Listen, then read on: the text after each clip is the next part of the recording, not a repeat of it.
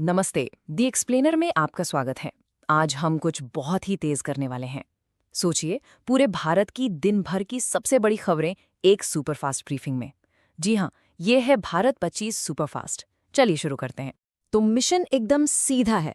अगले कुछ ही मिनटों में भारत की 25 सबसे जरूरी कहानियां सीधे आपके स्क्रीन पर।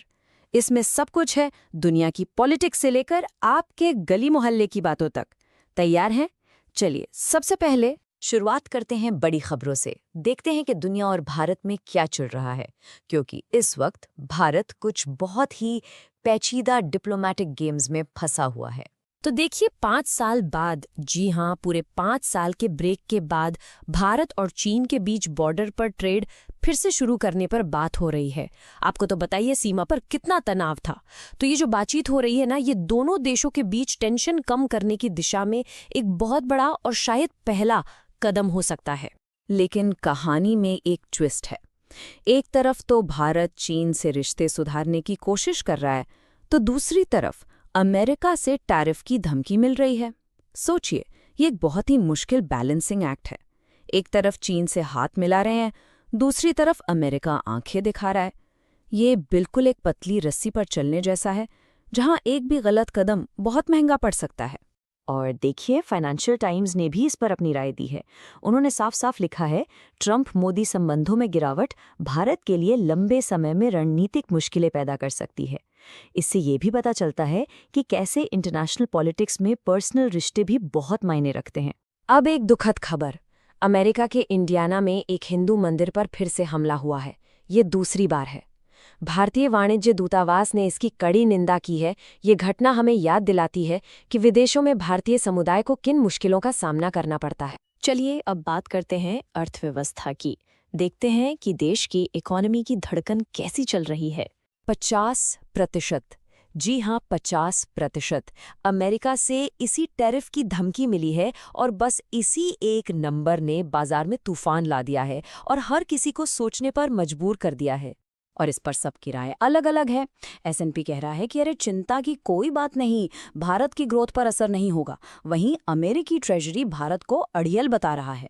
और हमारी भारतीय कंपनियां, वो तो बस हर सिचुएशन के लिए तैयार हो रही हैं। मतलब माहौल पूरा कंफ्यूजन वाला है। लेकिन इस टेंशन के बीच कुछ अच्छी खबरें भी हैं।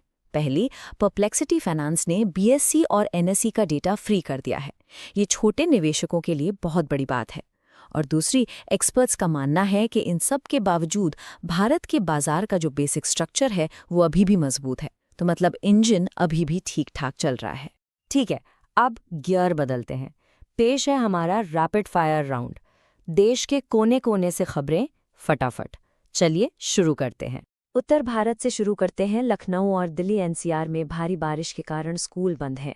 उधर पंजाब में पुलिस के खिलाफ विरोध जताते हुए पूर्व सैनिक स्वतंत्रता दिवस का बहिष्कार कर रहे हैं। भोपाल में एक फैक्ट्री से क्लोरीन गैस लीक हो गई, जिससे लोगों को सांस लेने में दिक्कत हो रही है। छत्तीसगढ़ में सुरक्षा बलों को बड़ी सफलता मिली। एक मुठभेड़ में 2 बड़े माओवादी नेता मारे गए। और सुप्रीम कोर्ट का एक बड़ा फैसला, नोएडा में बिना पर्यावरण मंजूरी के किसी भी नए प्रोजेक्ट पर रोक लगा दी गई है। और आखिर में बिहार से एक थोड़ी अजीब खबर। राहुल गांधी उन लोगों से मिले जिन्हें वोटर लिस्ट में मृत घोषित कर दिया गया था, जिससे चुनाव आयोग पर सवाल उठ रहे हैं। चलिए अब जरा पॉलिटिक्स और इकोनॉमी से हटकर समाज और संस्कृति की कुछ दिलचस्प कहानियों पर नजर डालते हैं।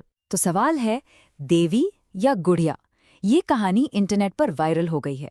हुआ ये कि एक महिला ने गलती से एक लेबूबू डॉल को देवी समझकर उसकी पूजा करनी शुरू कर दी। बस फिर क्या था, इंटरनेट पर मीम्स और कमेंट्स की बाढ़ आ गई। ये वाकई में एक मजेदार कहानी है। अब एक गंभीर विषय पर। आज विभाजन विभीषिका स्मृति दिवस है।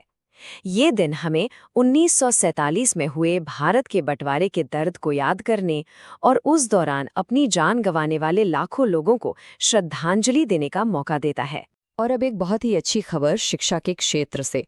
फिजिक्स वाला ने बिहार के सरकारी स्कूलों में जेईई और नीट की तैयारी के लिए मुफ्त कोचिंग देने की पहल की है।